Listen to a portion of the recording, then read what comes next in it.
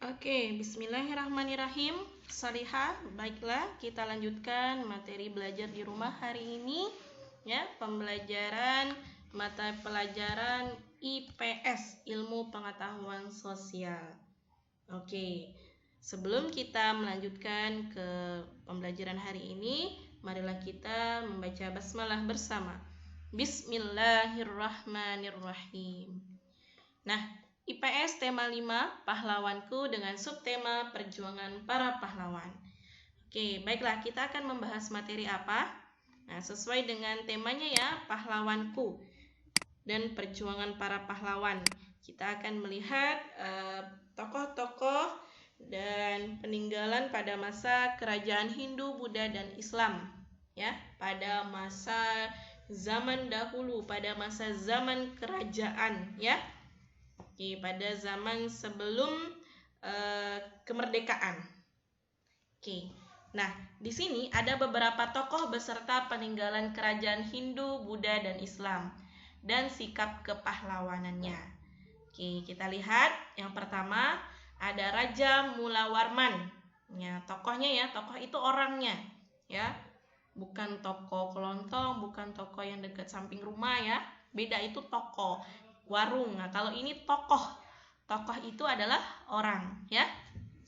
Nah, yang pertama itu Raja Mulawarman dari kerajaan Kutai ya.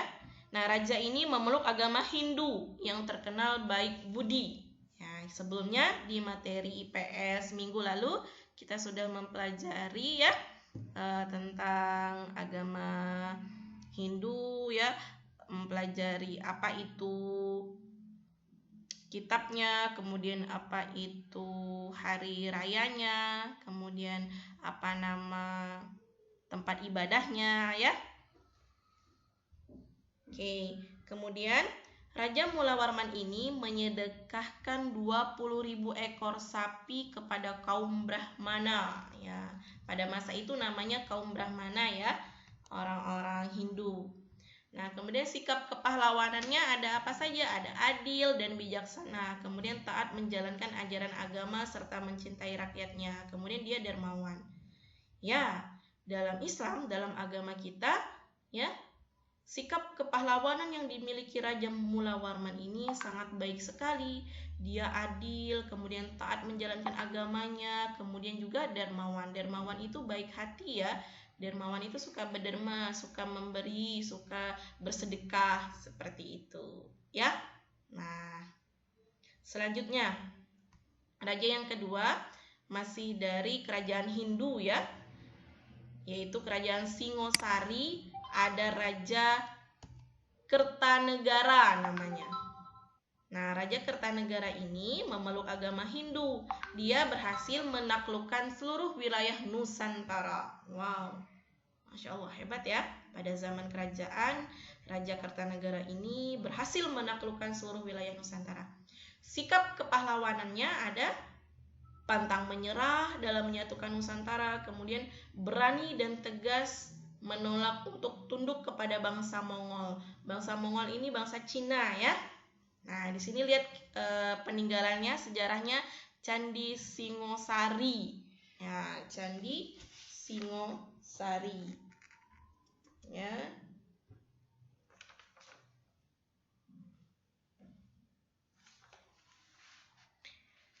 Selanjutnya ada Raja Balaputra Dewa. Raja Balaputra Dewa ini berasal dari kerajaan Sriwijaya. Kerajaan Sriwijaya dari daerah Sumatera Selatan. Ya, nah, Raja Balaputra Dewa ini memeluk agama Buddha yang berhasil membuat kerajaannya sebagai pusat perdagangan, pelayaran, pendidikan, dan penyebaran agama Buddha di Nusantara. Nah, agama Buddha ya. Nah, kita kemarin juga minggu lalu sudah mempelajari apa tempat ibadahnya.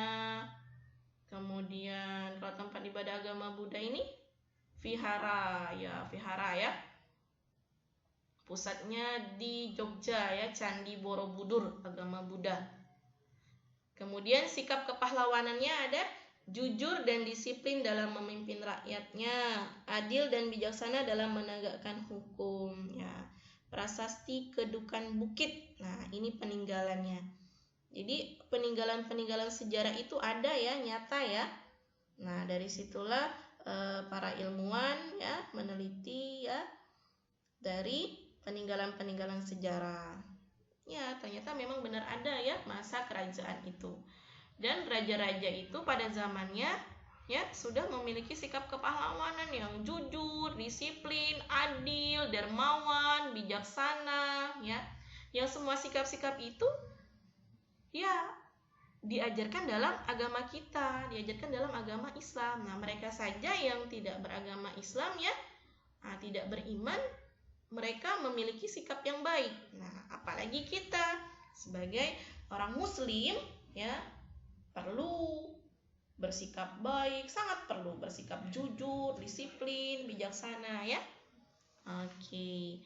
Nah, selanjutnya Sultan Iskandar Muda. Nah, ini dari kerajaan Islam, Masya Allah, yaitu dari kerajaan Aceh, di Aceh sana. Nah, rajanya memeluk agama Islam yang berhasil membuat kerajaan Aceh mencapai puncak kejayaannya, ya. Namanya Sultan Iskandar Muda. Nah, ini lihat, ini pada masa kerajaan Aceh ya. Ya, Masjid Raya Baitur Rahman. Sikap kepahlawanan dari Sultan Iskandar Muda ini adalah adil dalam menegakkan hukum, kemudian selalu mengutamakan kesejahteraan rakyatnya. Kemudian ada Raden Patah dari Kerajaan Demak di Jawa Tengah ya. Raja pemeluk agama Islam yang menjadi penguasa pertama Kerajaan Demak. Sikap kepahlawanannya menghormati kebebasan beragama, kemudian berani melawan penjajah. Masya Allah ya. Nah, kita lihat perjuangan tokoh di kerajaan Hindu dan Buddha. Ya. Sama ya tadi ya, kita ulang. Raja Mula Warman dari Kerajaan Kutai di Kalimantan Timur, dia menyedekahkan 20 ekor sapi kepada kaum Brahmana. Kemudian membagikan emas dan tanah kepada rakyatnya. Selanjutnya, Raja Purnawarman Tarumanegara dari Jawa Barat, dia membuat saluran air. Kemudian juga dia seorang raja yang bijaksana. Kemudian Raja Hayam Wuruk, Kerajaan Majapahit di Jawa Timur ya. Ya, Hindu Buddha ini ya. Selanjutnya Gajah Mada.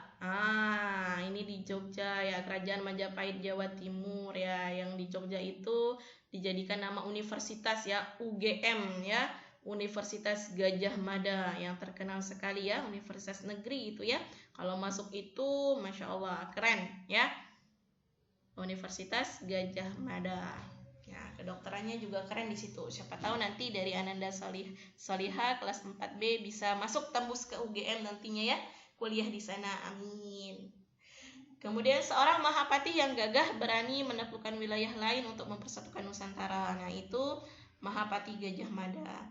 Kemudian dia bersumpah akan mempersatukan Nusantara. Nah, terkenal sekali sumpahnya ya, namanya Sumpah Palapa.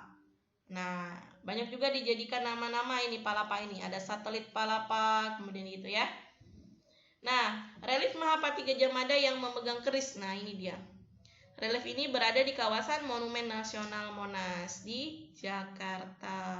Ya, CV sudah pernah ke Monas? Saya, kalau belum nanti jalan-jalan ke sana ya. Oke. Kemudian Raja Balaputra Dewa dari Kerajaan Sriwijaya Sumatera Selatan. Ya, beragama Buddha, namun dia juga berhasil membawa Kerajaan Sriwijaya mencapai kejayaannya. Ya. Membuat sebagai kerajaan maritim. Maritim ini kerajaan laut ya, yang kuat. Maksudnya di sektor perikanan, di sektor kelautannya ini ya berhasil ya, kuat dan menjadi pusat perdagangan di Asia Tenggara pada masanya ya.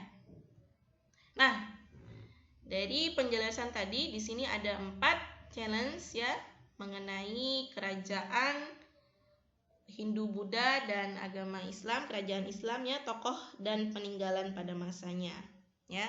tokoh dan peninggalan pada masa kerajaan Hindu, Buddha, dan Islam.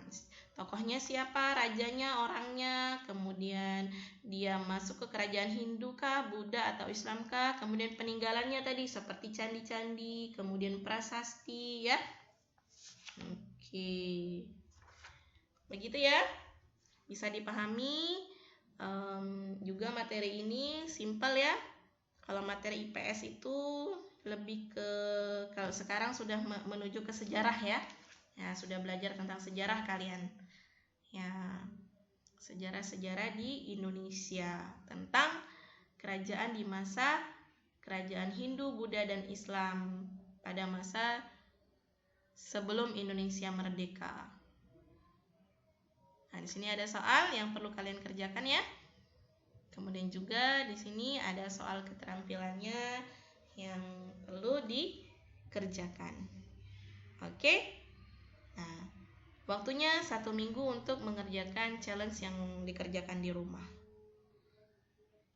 Cukup sekian untuk materi IPS hari ini. Kita tutup dengan lafal hamdalah, alhamdulillahirrabbilalamin, dan doa kafaratul majelis. Subhanakallahumma wa bihamdika asyhadu an la ilaha illa anta astaghfiruka wa atubu ilaik. Wassalamualaikum warahmatullahi wabarakatuh.